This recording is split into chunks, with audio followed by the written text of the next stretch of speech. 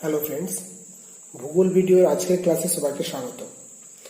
আজকে আমাদের আলোচ্য বিষয়বস্তু লা নিনা, সাউদার্ন অসিলেশন বা দক্ষিণী দোলন, এনসো এবং লা নাদা। তো এই ভিডিওটা দেখার আগে ভালোভাবে বুঝতে গেলে আরেকটা ভিডিও আমাদের আপলোড করা আছে এল নিনো। সেই এল নিনোটা একবার দেখে নেওয়াটা খুব দরকার। তাই যাদের এল নিনো সম্পর্কে ধারণা ক্লিয়ার নেই তারা অবশ্যই আগে একবার এল নিনো সম্পর্কিত ভিডিওটা দেখে নাও, আমাদের চ্যানেলে রয়েছে এবং ডেসক্রিপশনে লিংক দিয়ে দেওয়া রয়েছে। তো চলো শুরু করা যাক। লা নিনা। লা নিনা শুরু করার আগেও আমরা যেহেতু মানচিত্রের কথা আসছে তাই মানচিত্রটা একবার দেখে নিই, মনে করে নিই কোন দিকটা কি। এই যে বিশাল সমুদ্রটা দেখতে পাচ্ছ মাঝখানে, এটা হচ্ছে প্রশান্ত মহাসাগর। প্রশান্ত মহাসাগরের ডান দিকের এই যে উত্তর আমেরিকা এবং দক্ষিণ আমেরিকার যে উপকূলটা, এটাকে বলা হয় প্রশান্ত মহাসাগরের পূর্ব উপকূল, এবং বাম দিকের এই অংশটাকে বলা হয় প্রশান্ত মহাসাগরের পশ্চিম উপকূল। এই প্রশান্ত মহাসাগরের যে পূর্ব উপকূল রয়েছে তার দক্ষিণ ভাগে একদম দক্ষিণে একটা সমুদ্র স্রোত প্রবাহিত হয়, শীতল স্রোত, যেটা পশ্চিম থেকে পূর্ব দিকে প্রবাহিত হয়। এর নাম হচ্ছে কুমেরু স্রোত। যেহেতু এটা মেরু অঞ্চল থেকে প্রবাহিত হয় তাই এটা অতি শীতল স্রোত হয়। এই কুমেরু স্রোত দক্ষিণ আমেরিকার দক্ষিণ দিকে বাধাপ্রাপ্ত হয়ে এর একটি শাখা উত্তর দিকে বাঁক নেয় এবং দক্ষিণ আমেরিকার পেরু, চিলি ও ইকুয়েডরের পাশ দিয়ে শীতল স্রোত রূপে প্রবাহিত হয়। এই জন্য এই স্রোতটার অপর নাম হচ্ছে পেরু স্রোত, এবং হামবোল্ট এই স্রোতটা আবিষ্কার করেছিলেন বলে এই স্রোতটাকে হামবোল্ট স্রোতও বলা হয়। তাহলে এই স্রোতটার নাম হচ্ছে পেরু স্রোত বা হামবোল্ট স্রোত। তো স্বাভাবিক অবস্থায় পেরু বা হামবোল্ট স্রোত এইভাবে প্রবাহিত হয় দক্ষিণ প্রশান্ত মহাসাগরের পূর্ব উপকূল বরাবর। কিন্তু কোনো কোনো বছর এই যে উত্তরমুখী যে শীতল স্রোত, এর শীতলতা এবং তীব্রতা অতিরিক্ত বেড়ে যায়। স্বাভাবিক অবস্থায় যা থাকে তার তুলনায় অনেক বেশি বেড়ে যায়। এই শক্তি বৃদ্ধির ফলে এটা শুধু এই এলাকার জলবায়ুর উপর প্রভাব ফেলে না, এটা প্রায় সারা পৃথিবীর জলবায়ুর উপরে প্রভাব বিস্তার করে। এই ব্যতিক্রমী জলবায়ুগত ঘটনার নাম হচ্ছে লা নিনা। এটা একটি স্পেনীয় শব্দ যার অর্থ হচ্ছে দ্য লিটল গার্ল বা ছোট্ট মেয়ে। এটা এল নিনোর ঠিক বিপরীত ধর্মী এই ঘটনাটা, লা নিনাটা, তাই একে অ্যান্টি এল নিনো বলা হয়ে থাকে। এই এল নিনো সাধারণত 2 থেকে 10 বছর অন্তর সৃষ্টি হয় এবং 6 মাস থেকে 2 বছর পর্যন্ত স্থায়ী হয়। কয়েকটি এল নিনো বছরের উদাহরণ যদি আমাদেরকে বলতে হয় তাহলে খুব শক্তিশালী কয়েকটা লা নিনা বছর হলো 1998 থেকে 99, 2008 এবং 2010-11। এবারে আমরা আসবো এল নিনোর লা নিনার উৎপত্তিতে। তো লা নিনা কিভাবে উৎপত্তি হয়? স্বাভাবিক অবস্থায় প্রশান্ত মহাসাগরের দক্ষিণ প্রশান্ত মহাসাগরের পূর্ব উপকূলে যেহেতু শীতল স্রোত প্রবাহিত হয় তাই এই অঞ্চলে উচ্চচাপ থাকে। আমি এইচ দিয়ে উচ্চচাপ বোঝাচ্ছি, মানে হাই প্রেসার। এবং প্রশান্ত মহাসাগরের পশ্চিম উপকূলে নিম্নচাপ বিরাজ করে। কারণ প্রশান্ত মহাসাগরের এই পশ্চিম উপকূলের তাপমাত্রা পূর্ব উপকূলের তুলনায় অনেক বেশি থাকে। পশ্চিম উপকূলে গড় তাপমাত্রা থাকে এই সময় 30 ডিগ্রি সেন্টিগ্রেডের কাছাকাছি, এবং পূর্ব উপকূল যেখানে তোমার উচ্চচাপ রয়েছে সেখানের গড় তাপমাত্রা থাকে 20 ডিগ্রি সেন্টিগ্রেডের কাছাকাছি। ফলস্বরূপ আমরা সবাই জানি যে বাতাস সবসময় উচ্চচাপ থেকে নিম্নচাপের দিকে প্রবাহিত হয়। তাই এখানে একটা ঠিক নিরক্ষরেখার দক্ষিণ দিকে একটা পশ্চিমমুখী বায়ু প্রবাহিত হয়, পূর্ব থেকে পশ্চিম দিকে একটা বায়ু প্রবাহিত হয়। এর নাম হচ্ছে আয়ন বায়ু, দক্ষিণ পূর্ব আয়ন বায়ু। এর কথা আমরা মোটামুটি সবাই জানি। তো এই দক্ষিণ পূর্ব আয়ন বায়ুর প্রভাবে একটা সমুদ্র স্রোত সৃষ্টি হয়, যেটা কিনা একই একই ডিরেকশনে, একই দিকে প্রবাহিত হয়, যেটাকে বলা হচ্ছে তোমার দক্ষিণ নিরক্ষীয় স্রোত। তাহলে আমরা দেখতে পাচ্ছি যে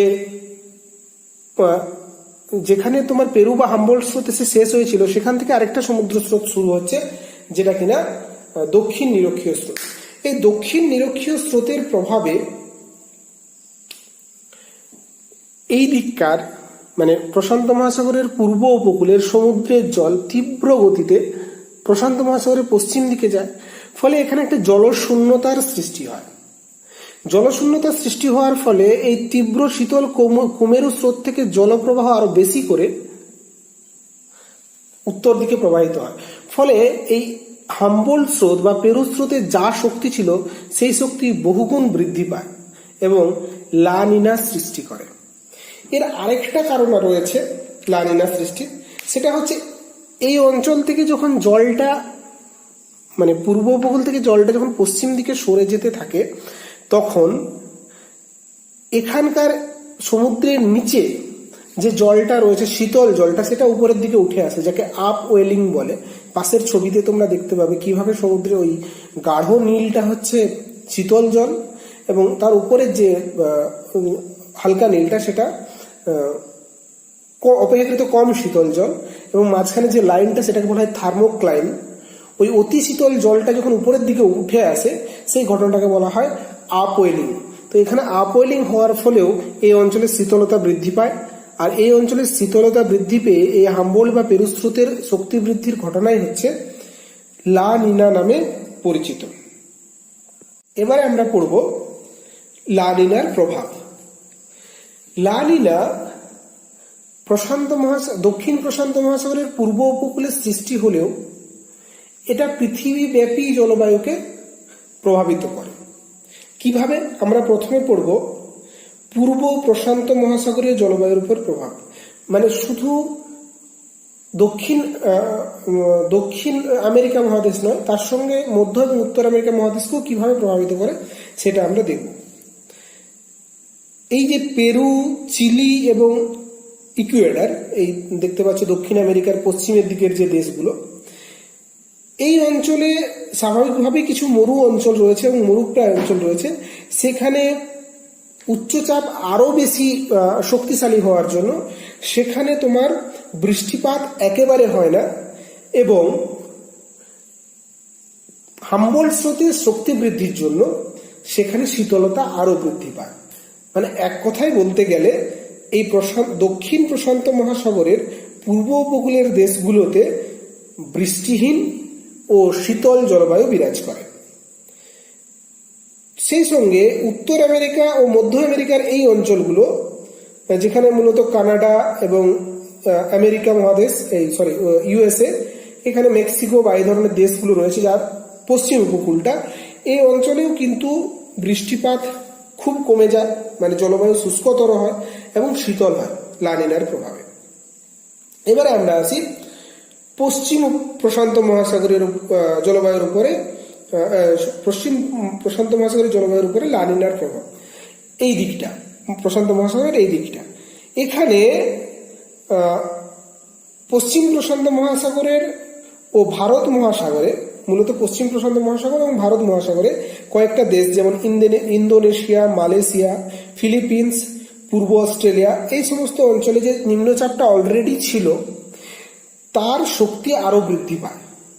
ফলে এই অঞ্চলে প্রচন্ড বৃষ্টিপাত হয়, বৃষ্টিপাতের পরিমাণ প্রচুর বেড়ে যায়, বন্যা পরিস্থিতির সৃষ্টি হয়। সেই সঙ্গে এই অঞ্চলে কিছু ক্রান্তীয় ঘূর্ণবাত, যেমন টাইফুন, ব্যাগুই, উইলি, এই সমস্ত ক্রান্তীয় ঘূর্ণবাতের মাত্রাও ক্রমশ বাড়ে এবং সংখ্যাও বাড়ে। এরপরে আমরা আসি আমাদের দেশে, মানে ভারতের মৌসুমী জলবায়ুর উপরে কি প্রভাব। ভারতের মৌসুমী জলবায়ুর সৃষ্টি হওয়ার জন্য তোমরা মানচিত্রে দেখো যে উত্তর ভারতের এই অঞ্চলটাতে নিম্নচাপ অক্ষ তৈরি হয় এবং দক্ষিণ ভারত মহাসাগরীয় অঞ্চলে উচ্চচাপ সৃষ্টি হয়। এই উচ্চচাপ আর নিম্নচাপের পার্থক্য যত বেশি হবে, মৌসুমী বায়ুর তীব্রতা ও ক্ষমতা তত বেশি বৃদ্ধি পাবে। তো এই দক্ষিণ ভারত মহাসাগরের সৃষ্টি হওয়া এই উচ্চচাপ কেন্দ্রগুলো লা নিনার প্রভাবে আরো বেশি শক্তিশালী হয়। মানে দক্ষিণ ভারত মহাসাগরের শীতলতা বৃদ্ধি পাওয়ার জন্য এই উচ্চচাপগুলো অধিক শক্তিশালী হয়, ফলে আরো বেশি পরিমাণে জলীয় বাষ্পযুক্ত বায়ু দক্ষিণ ভারত মহাসাগর থেকে ভারতে এসে প্রবেশ করে দক্ষিণ পশ্চিম মৌসুমী বায়ু হিসাবে, ফলে মৌসুমী বৃষ্টিপাত যতটা হওয়ার কথা তার থেকে অনেক বেশি মৌসুমী বৃষ্টিপাত হয়। ফলে বর্ষাকালে অতিবৃষ্টির ফলে আমাদের দেশে তথা সমগ্র ভারতীয় উপমহাদেশে, যেখানে মৌসুমী বায়ুর প্রভাব রয়েছে এবং আফ্রিকার কিছুটা অংশে, সেখানে বন্যা পরিস্থিতি সৃষ্টি হয়। এবং একই রকম ভাবে বঙ্গোপসাগর ও আরব সাগরে যে সাইক্লোন সৃষ্টি হয় তার সংখ্যা ও শক্তিও এই সময় বৃদ্ধি পায়। এরপরে আমরা জানব দক্ষিণী দোলন বা সাউদার্ন অসিলেশন। কোনো দোলক যন্ত্রকে তার যে ভারী ভরটা থাকে সেটাকে যদি দুলিয়ে দেওয়া হয়, সেটা একবার এদিকে আসে একবার ওদিকে যায়। তো এইভাবে আমরা যদি দক্ষিণ প্রশান্ত মহাসাগরীয় অঞ্চলের বায়ুচাপগুলোকে খেয়াল করি, তাহলে দেখব যে এল নিনো এবং লা নিনার সময় এই বায়ুচাপ কেন্দ্রগুলো পরস্পরের মধ্যে এমনভাবে স্থান বিনিময় করে, দেখে যেন মনে হবে যে এগুলো দোলকের ভর, যেগুলো নিজেদের মধ্যে স্থান বিনিময় করছে। আমরা কিভাবে যদি দেখি, এল নিনো পরিস্থিতিতে এই প্রশান্ত মহাসাগরের পূর্ব উপকূলে নিম্নচাপ সৃষ্টি হয়। এল নিনো পরিস্থিতি, আমি সবুজ মার্কার দিয়ে এল নিনো পরিস্থিতিটা দেখাচ্ছি, যেখানে প্রশান্ত মহাসাগরের পূর্ব উপকূলে নিম্নচাপ সৃষ্টি হয় এবং প্রশান্ত মহাসাগরের পশ্চিম উপকূলে উচ্চচাপ সৃষ্টি হয়, যেটা আমরা আগে একটা ভিডিওতে দেখেছি। যারা দেখোনি তারা একবার দেখে নাও। আর লা নিনা পরিস্থিতিতে আজকে আমরা যেটা দেখলাম যে প্রশান্ত মহাসাগরের পূর্ব উপকূলে শক্তিশালী উচ্চচাপ কেন্দ্র সৃষ্টি হয় এবং পশ্চিম উপকূলে শক্তিশালী নিম্নচাপ কেন্দ্র সৃষ্টি হয়। তাহলে আমরা দেখছি যে এল নিনো এবং লা নিনাতে কখনো উচ্চচাপটা যেন একবার এদিক থেকে এল নিনোর সময় এদিকে চলে গেল, লা নিনার সময় এদিকে চলে এলো, আবার নিম্নচাপটাও যেন পরস্পরের মধ্যে যে দোলক যন্ত্রের মতো যেন দুলছে। এই পরিস্থিতিটাকে বলা হয় দক্ষিণী দোলন। কেন দক্ষিণী? কারণ এটা যেহেতু নিরক্ষরেখার দক্ষিণ দিকে সংগঠিত হচ্ছে, প্রশান্ত মহাসাগরের দক্ষিণ দিকে, সেজন্য ওকে দক্ষিণী দোলন বলে। তাহলে কি বলতে হবে যদি সাউদার্ন অসিলেশন বা দক্ষিণী দোলন কাকে বলে তাহলে বলতে হবে এল নিনো ও লা নিনার সৃষ্টির ফলে দক্ষিণ প্রশান্ত মহাসাগরীয় অঞ্চলে বায়ুর উচ্চচাপ ও নিম্নচাপ কেন্দ্রের পর্যায়ক্রমিক স্থান পরিবর্তনকে দক্ষিণী দোলন বলে। এরপরে আমরা আসব এনসোতে।